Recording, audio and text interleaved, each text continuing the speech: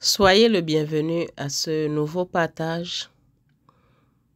Père, dans le nom puissant de notre Seigneur Jésus-Christ, je te prie pour chacun et chacune.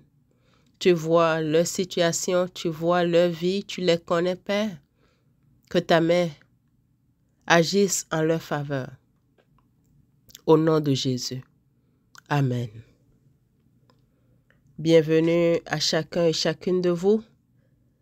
Aujourd'hui, j'aimerais que nous regardions ensemble l'histoire de la femme samaritaine. Ce passage que Dieu m'a mis à cœur de partager avec vous. Et c'est dans le livre de Jean, le chapitre 4, les versets 1 à 30. Ce partage, je l'ai intitulé « Jésus-Christ te libère ». Jésus-Christ te libère.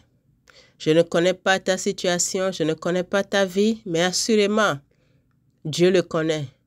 Comme il connaissait la vie de cette femme que nous allons regarder ensemble, la femme samaritaine. Jésus-Christ connaissait cette femme. Jésus-Christ connaissait la vie de cette personne. Toi qui es dans je ne sais quelle situation, qui traverse quel défi, moi je ne sais pas, mais je peux t'assurer une chose, Jésus-Christ le sait. Il te connaît. Dieu te connaît. Avant que tu ne sois, il te connaissait. Et nous allons regarder aussi le verset, la parole de Dieu qui en parle. Alors, sois attentif, sois attentive à chaque mot que le Seigneur va t'adresser au travers de ce partage. Et sache, écoute ce message avec une disposition de cœur.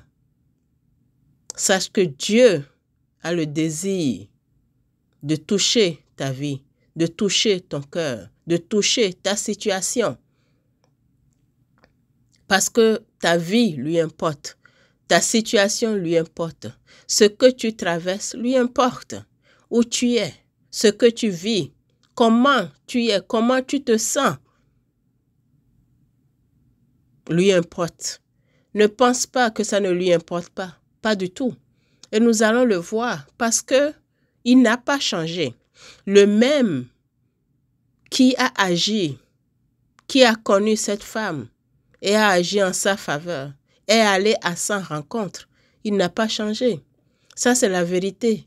Ça, c'est ce qui doit te rassurer pendant que tu écoutes ce message, sachant qu'il n'a pas changé parce qu'il est Dieu. Il n'y a aucun nombre de variations en lui. Amen. Il est le même hier, aujourd'hui, éternellement. Amen. Quelle assurance ça nous donne, quelle confiance ça nous donne de le savoir. Qu'il n'est pas comme nous autres, comme les êtres humains, dont l'humeur change selon les situations, selon le jour, selon la température. Lui, il dit qu'il n'y a aucune ombre de variation en lui. Amen. Oh oui, c'est Dieu. Ça ne peut pas être quelqu'un d'autre. Tout le reste change. Mais lui, il t'assure, il t'affirme. Maintenant, toi qui écoutes ce message, je ne sais pas quelle est ta situation. Il te dit qu'il n'a pas changé. Celui qui a touché la femme samaritaine n'a pas changé. Alors dispose-toi en conséquence. Dispose-toi face à cette vérité. Ne te dispose pas selon ta situation. Ne te dispose pas selon ce que les hommes t'ont dit. Ne te dispose pas selon ce que quiconque t'a dit. Mais dispose-toi, dispose ton cœur maintenant. Selon la parole de Dieu. Selon sa vérité. Parce qu'il est la vérité. Et il te dit qu'il n'a pas changé. Celui qui te parle, il n'a pas changé. Amen. Jésus-Christ, il est là.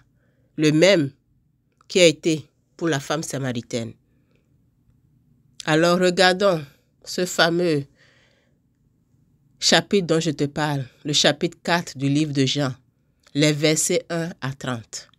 Alors, le verset commence et nous dit, le verset 1.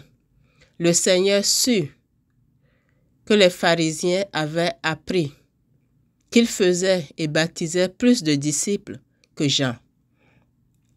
Toutefois, Jésus ne baptisait pas lui-même, mais c'étaient ses disciples. Alors il quitta la Judée et retourna en Galilée.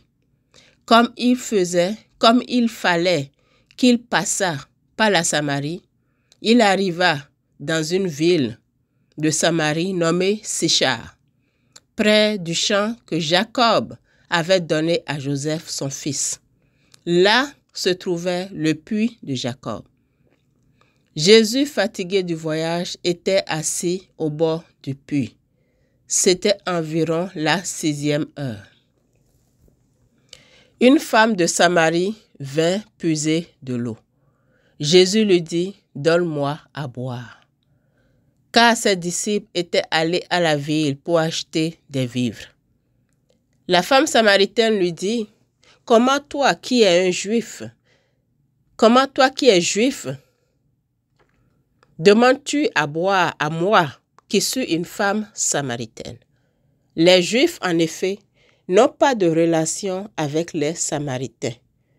Jésus lui dit, « Si tu connaissais le don de Dieu, et qui est celui qui te dit, donne-moi à boire, tu lui aurais toi-même demandé à boire, et il t'aurait donné de l'eau vive. » « Seigneur, lui dit la femme, tu n'as rien pour puiser, et le puits est profond. D'où aurais-tu donc cette eau vive? Es-tu plus grand que notre père Jacob, qui nous a donné ce puits, et qui en a bu lui-même, ainsi que ses fils et ses troupeaux? » Jésus lui répondit, « Quiconque boit de cette eau aura encore soif, mais celui qui boira de l'eau que je lui donnerai n'aura jamais soif. Et l'eau que je lui donnerai deviendra en lui une source d'eau qui jaillira jusque dans la vie éternelle. » La femme lui dit, « Seigneur, donne-moi cette eau, afin que je n'aie plus soif et que je ne vienne plus puiser ici. » Là, on est rendu au verset 15. Avant de continuer, regardons un peu tout ce que nous avons, tous ces versets nous révèlent de la parole de Dieu. Nous voyons au début que le Seigneur, il devait se rendre en Galilée. Il a quitté la Judée. Il fallait qu'il passe par la Samarie. Mais sachez que il y a aussi une autre route qu'il pouvait prendre pour se rendre en Galilée. S'il voulait éviter de passer par la Samarie, il y a une autre route qu'il aurait pu prendre, qui est celle de Pérée.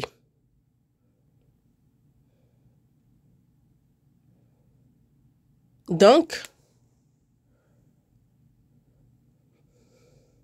le Seigneur n'était pas obligé de passer par la Samarie.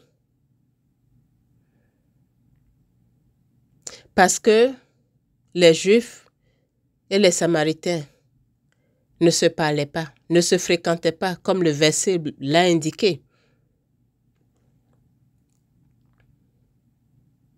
Donc c'est normal que la femme soit étonnée. Déjà que les hommes et les femmes ne devaient pas se parler en public. Les préjugés l'interdisaient. Alors que non seulement c'est un homme, encore un juif qui lui adresse la parole. La femme était étonnée. Mais le Seigneur a pris ce chemin et allé précisément à ce puits parce qu'il voulait rencontrer cette femme. Il n'ignorait pas que cette femme allait venir à ce puits. Et le Seigneur savait que cette femme avait des besoins. La femme est venue puiser de l'eau. C'est un besoin terrestre de boire, c'est un besoin terrestre de manger, ce sont des besoins terrestres Mais le Seigneur savait que cette femme avait besoin. Son besoin était plus que terrestre. Son besoin était spirituel. C'est un besoin, elle avait un besoin surnaturel que seule une personne pouvait lui donner. Et cette personne, c'est Jésus-Christ. Voyez-vous, cette femme est une Samaritaine. Un peuple rejeté, méprisé des hommes, mais important pour Dieu, important pour Jésus-Christ. Le Seigneur Jésus aurait pu éviter de passer par la Samarie s'il voulait, mais il ne voulait pas.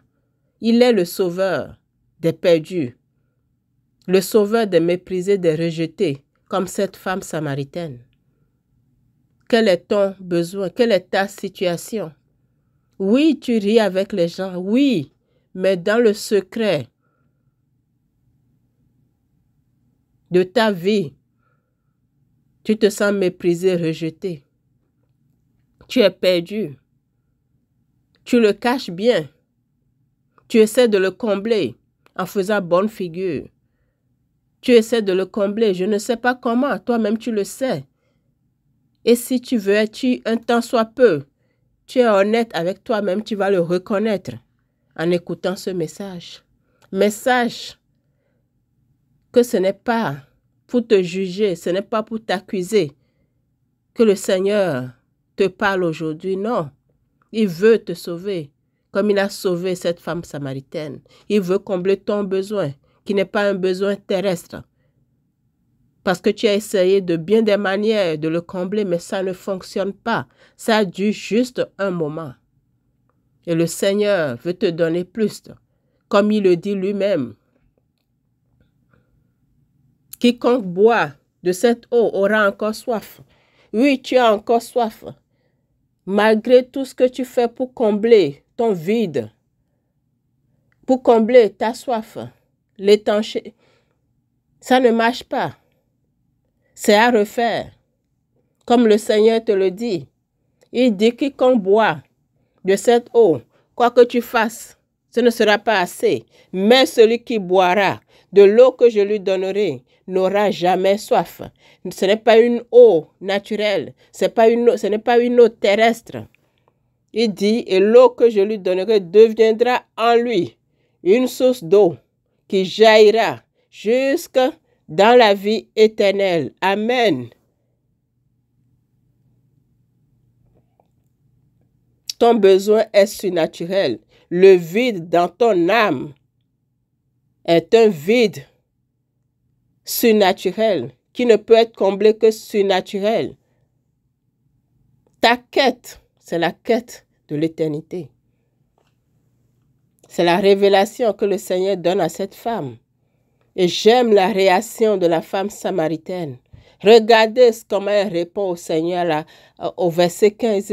Elle dit, Seigneur, donne-moi cette eau, afin que je n'ai plus soif, que je ne vienne plus puiser ici.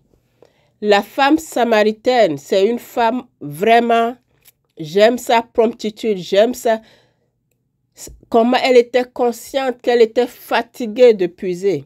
Elle était fatiguée, elle dit, je ne veux plus puiser ici. Elle était fatiguée d'aller, de revenir, d'aller, de revenir. Elle a dit, donne-moi ton eau, donne-moi cette eau dont tu parles, Seigneur. Donne-moi ton eau, Seigneur Jésus. Je le veux, je le désire. Et c'est ainsi que tu dois répondre maintenant à l'appel du Seigneur pour ta vie. Le Seigneur est à côté de toi comme il était à côté de la femme samaritaine. Il a attendu la femme samaritaine au puits. Il savait que la femme samaritaine allait venir. Cette femme était importante pour lui, pour Dieu. Juste cette femme. Le Seigneur pouvait aller dans la ville. Et les gens vont venir vers lui. Parce que partout où le Seigneur allait, la foule affluait vers lui. Mais cette femme, c'est pour te dire que le Seigneur tient à toi. Il te veut personnellement. C'est une relation personnelle que le Seigneur veut avec toi. Il n'est pas là pour la foule. Il n'est pas là pour la ville. Il est là uniquement pour cette femme, pour la vie de cette femme, pour la situation de cette femme. Amen.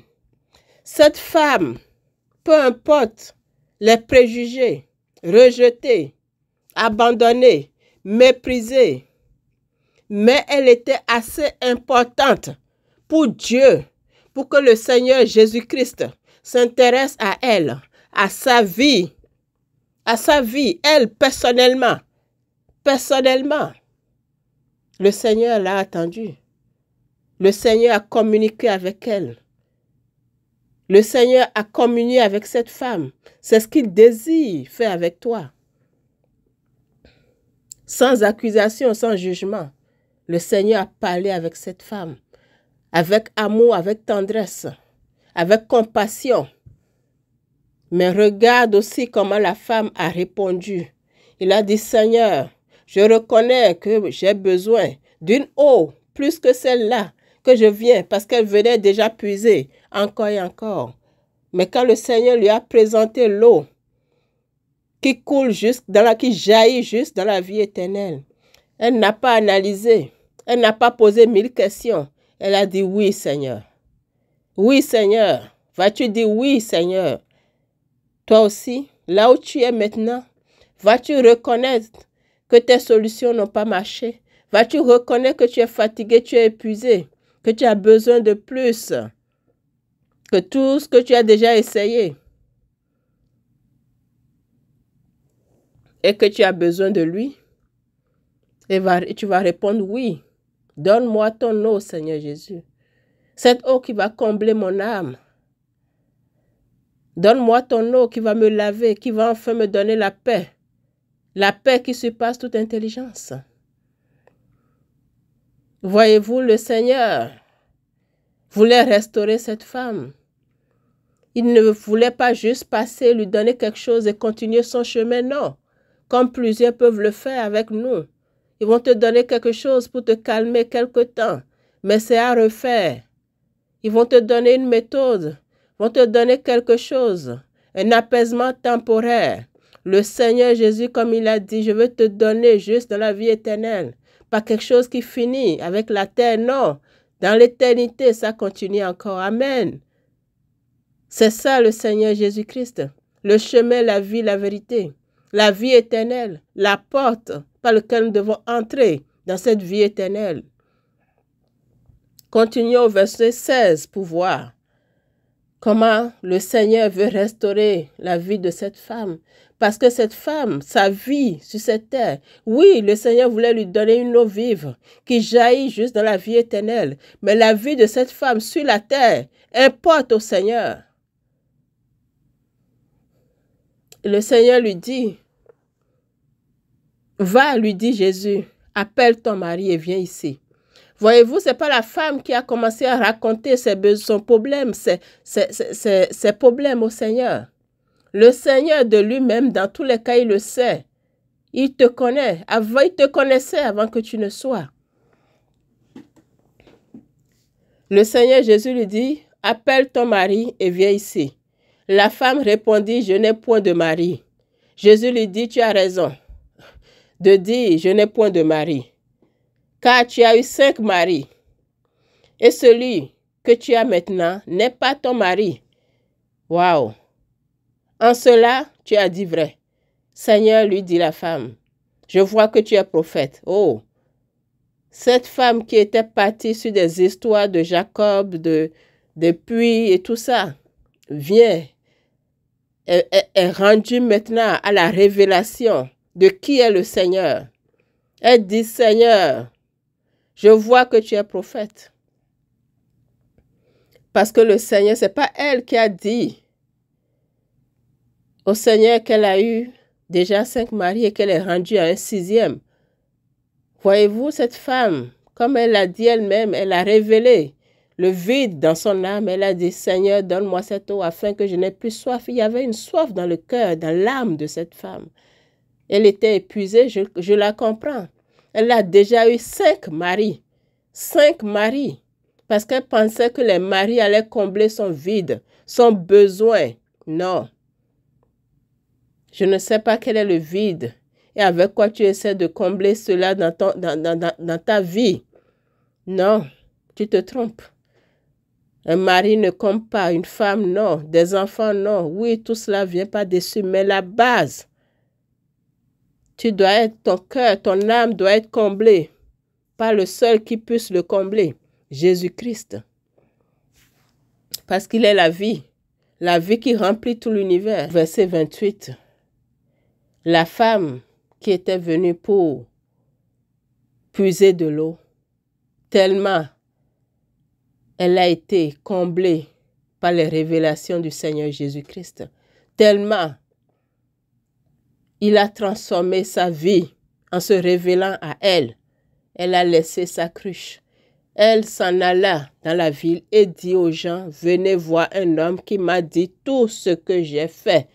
Ne serait-ce point le Christ? Il sortit de la ville et ils vinrent vers lui. Alors, regardez l'histoire de cette femme samaritaine, une femme rejetée, épuisée, fatiguée dans son âme, qui avait 5 maris, est rendue à un 6e, qui est venu puiser, mais a fait une rencontre, la rencontre qui va changer sa vie, la rencontre qui va transformer sa vie, la rencontre qui va lui donner une nouvelle vie, à tel point qu'elle abandonne sa cruche. Elle abandonne sa cruche. Elle n'abandonne pas juste pour aller chez elle, non. Elle va dire à toute la ville, elle s'en alla dans la ville et dit aux gens, il faut être vraiment touché pour agir comme cette femme a agi. Et c'est ce que le Seigneur a pour toi aujourd'hui, parce que quand tu le rencontres, tu n'es plus jamais le même. Ta vie est transformée comme cette femme samaritaine. Elle qui avait honte, elle qui était gênée, elle n'est pas allée au puits avec d'autres femmes. D'habitude, les femmes vont ensemble au puits. Elle est allée toute seule. Parce que certainement, les gens savent qu'elle a déjà eu 5 maris. Elle est rendue à un 6e. Elle avait un problème moral. Elle ne devait pas être aimée de tout le monde, même dans sa ville, dans son coin. Mais elle n'est plus gênée quand elle a rencontré Jésus-Christ. Jésus-Christ a pris sa condamnation. Jésus-Christ a pris sa honte. Jésus-Christ a pris son accusation. Jésus-Christ a pris ses fardeaux, les fardeaux de honte, de condamnation, de manque d'estime qu'elle avait d'elle-même. Le Seigneur Jésus-Christ a déjà porté ça. À la croix, il a déjà pris ton humiliation. Lui qui n'a point péché, il est déjà devenu péché pour toi. C'est la révélation que cette femme a eue en rencontrant le Seigneur Jésus-Christ. Et c'est à ce que le Seigneur t'appelle maintenant. Aujourd'hui et maintenant, pas demain, pas après-demain. Maintenant, aujourd'hui est l'heure du salut. Aujourd'hui est ton heure. Cette femme qui était chargée, son âme était chargée, vraiment. 5 maris, 6e.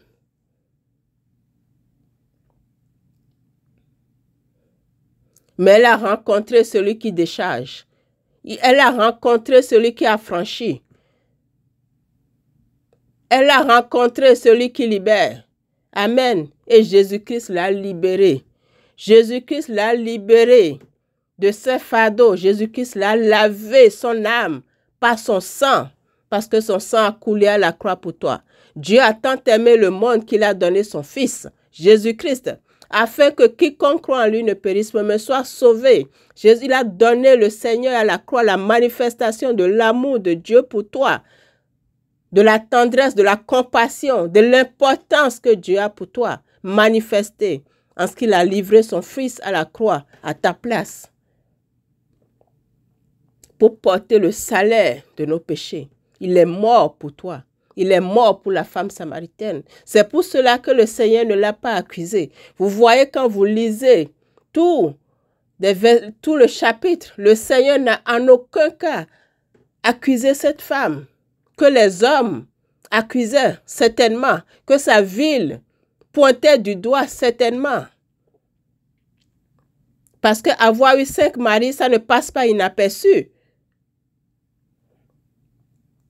Mais en aucun cas, le Seigneur n'a pointé du doigt cette femme. Aucune parole désobligeante n'est sortie de la bouche du Seigneur envers cette femme.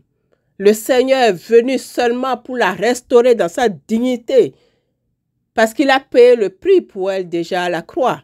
Il ne pouvait plus la condamner, la juger, parce qu'il a déjà été accusé, jugé, brisé à la place de cette femme, pour qu'elle puisse avoir la vie, la restauration, la délivrance. Et c'est ce que Jésus-Christ est venu apporter à cette femme. La vie, la véritable, où elle n'a plus soif. Parce que l'eau vive que Jésus-Christ est et qu'elle reçoit jaillit non seulement sur terre pour elle, mais juste dans la vie éternelle. Et c'est ce que Jésus-Christ a pour toi aussi. Parce qu'il ne fait acception de personne. Il est le même pour cette femme samaritaine, le même pour toi, le même pour moi. Amen.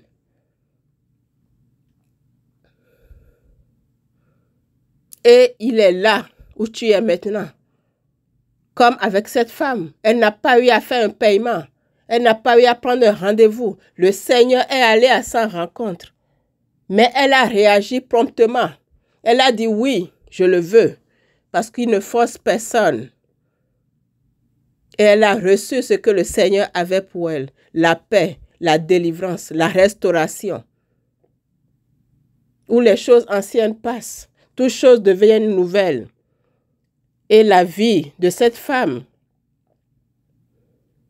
comment elle a réagi, ce qui a pu prendre place, le démontre tellement que c'est sans équivoque. Elle a abandonné sa cruche. Elle n'a même pas ramené la cruche au village. Ça ne lui importait plus. Parce que son besoin est comblé, ce n'était pas de l'eau. Elle a su dans son âme qu'elle a reçu la vie. Elle a reçu Jésus-Christ. Elle a reçu le pain de vie. Elle a reçu cette source d'eau vive et son âme était comblée. Elle ne voulait pas garder ça pour elle. Elle voulait que sa ville, que les autres viennent goûter. Et c'est la réaction que nous avons quand réellement nous avons goûté Jésus-Christ, la vie, la vérité, la lumière. Amen. Cette femme a été éclairée. Dans les ténèbres de son âme, la lumière a jailli. Elle court appeler les gens de la ville. Venez voir. Venez voir. Venez voir. Venez goûter. Et les gens sont venus. Goûter aussi. Alors, que vas-tu répondre au message du Seigneur? Que vas-tu répondre aujourd'hui? Le Seigneur frappe à la porte de ton cœur. Vas-tu ouvrir et le laisser entrer? Il dit, celui qui entend ma voix et ouvre la porte, je vais entrer. Et je vais demeurer avec lui, comme il est demeuré avec cette femme. Et sa vie a été changée à jamais, comblée à jamais. Sache que Jésus, le Dieu, te connaît. Avant, il dit dans Jérémie 1, verset 5, avant que je t'eusse formé dans le ventre de ta mère, je te connaissais. Il t'a formé au cas où tu ne le saurais pas. C'est lui qui t'a formé. Oui, il t'a formé. Tu n'es pas tombé de quelque part, non. Tu n'es pas un rejet, tu n'es pas un non désiré. Il t'a formé avec amour. Je te connaissais. Amen. Tu n'es pas un inconnu pour Dieu. Il te connaît. Peut-être toi, tu dis, personne ne me connaît. Je ne suis importante pour personne. Tu es important pour Dieu. Avant, il te connaissait avant de t'avoir formé dans le ventre de ta mère.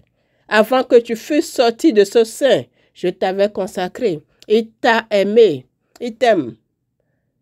Il t'a consacré. Tu es important pour lui. Ce que tu vis est important pour lui. Ta situation est importante pour lui. Ta vie sur cette terre est importante pour lui. Il ne veut pas te laisser comme ça. Avec tes fardeaux, les fardeaux de ton âme. Comme cette femme samaritaine. Comme il est venu à sa rencontre, il vient à ta rencontre maintenant. Regardons encore Éphésiens. 1, les versets 4 et 5, où en lui, on parle de Jésus-Christ encore, en lui, Dieu nous a élus avant la fondation du monde. Dieu nous a élus, il te connaissait, il t'a connu, il t'a choisi, il t'a élu. Tu dis, personne ne me connaît. Je suis un déchet, je suis. Dieu te dit, en lui, en Jésus-Christ, Dieu nous a élus, tout le monde, sans exception de personne. Nous sommes inclus, et toi et moi. Avant la fondation du monde, pas parce que tu as fait quelque chose, non, tu n'as rien fait encore. C'est avant la fondation du monde. Ça ne dépend pas de tes œuvres. La femme samaritaine n'a rien fait. Au contraire, tout était contre elle. Tout l'accusait, tout la condamnait. Mais Jésus-Christ l'a sauvée parce qu'il est celui qui sauve, il est le Messie. Amen. Il a payé le prix. C'est pas grâce, pas la foi que nous sommes sauvés et non pas les œuvres. Il nous a élus avant la fondation du monde pour que nous soyons saints et irrépréhensibles devant lui, nous ayant prédestinés dans son amour à être ses enfants d'adoption par Jésus-Christ, selon le bon plaisir de sa volonté et non selon tes œuvres. Selon le bon plaisir de sa volonté, mais une seule personne est le chemin. Une seule personne est la porte d'entrée, Jésus-Christ. Et ses enfants d'adoption par qui? Par Jésus-Christ. Alors tu dois le croire et tu dois le recevoir simplement par la foi. C'est ainsi qu'on le reçoit.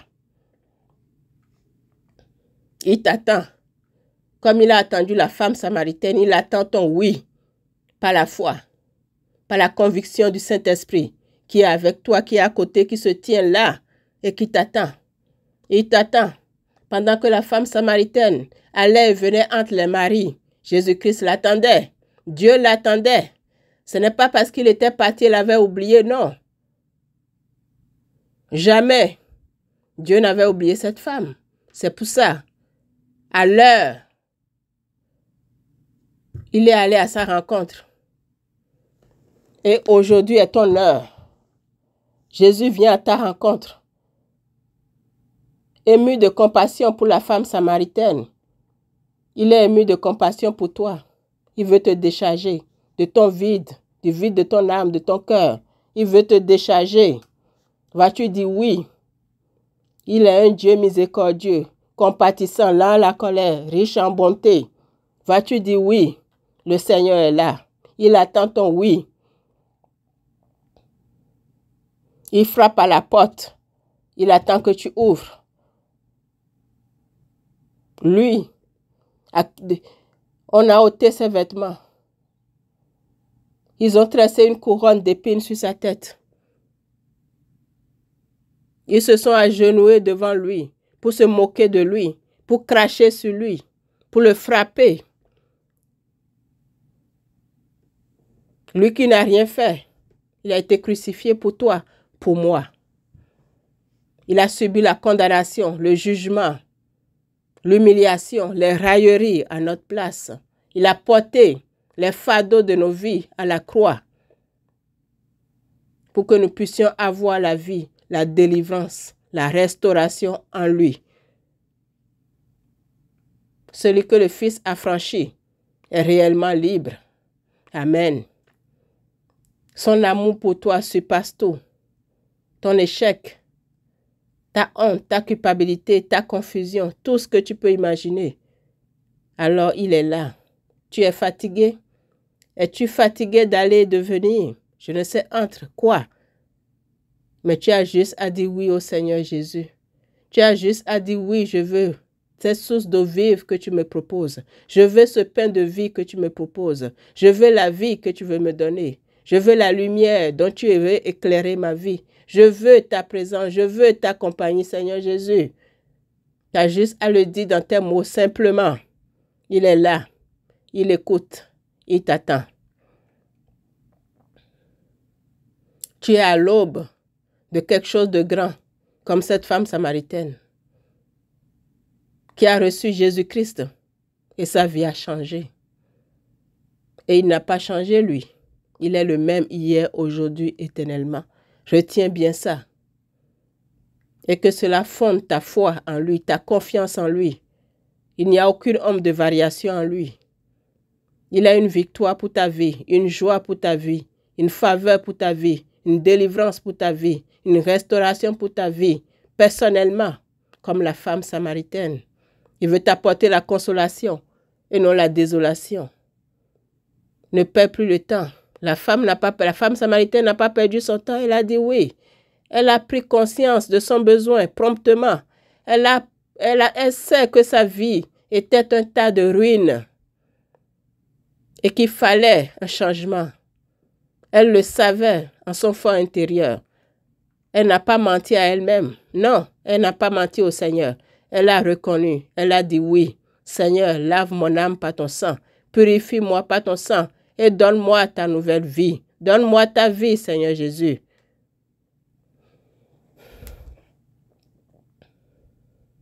Parce qu'il est le chemin, la vérité et la vie. Et nul ne va au Père que par lui. Il est la porte. Il nous le dit dans Jean 10, 9. Je suis la porte. Si quelqu'un entre par moi, c'est Jésus qui parle. Il sera sauvé. Il entrera. Il trouvera des pâturages verts. C'est la promesse qu'il a pour toi.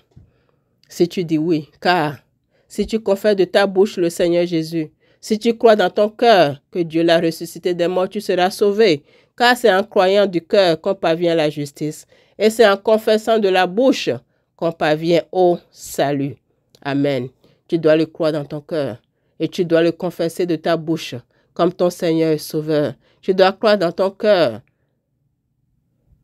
qu'il est mort à la croix pour toi. Que Dieu l'a ressuscité le 3e jour. Qu'il est le Fils de Dieu envoyé pour le salut de ton âme. Tu dois le croire dans ton cœur. Tu dois recevoir ces vérités, lui dire oui, maintenant. Ouvre ta bouche là où tu es. Dis, Seigneur Jésus, je veux te connaître. Révèle-toi à moi comme tu t'es révélé à cette femme samaritaine. Oui, Seigneur Jésus, tu es là. Tu vois chacun et chacune de ces auditeurs, de ces auditrices. Tu connais leur cœur, tu connais leur vie comme tu connaissais la vie de la femme samaritaine. Et tu es allé à sa rencontre.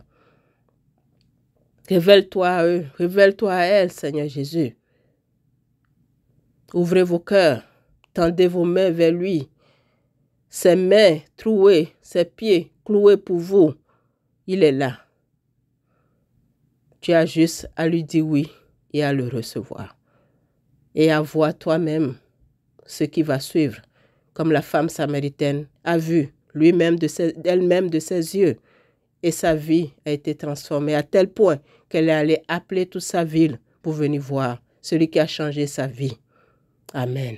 Alors, toi qui dis oui au Seigneur Jésus maintenant, tu es béni. Tous et toutes, vous êtes bénis. Les choses anciennes passent, ouvre-lui ton cœur, ouvre-lui ta vie.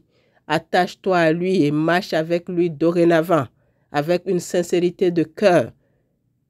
Et tu verras ta vie être transformée, bénie, aller de gloire en gloire.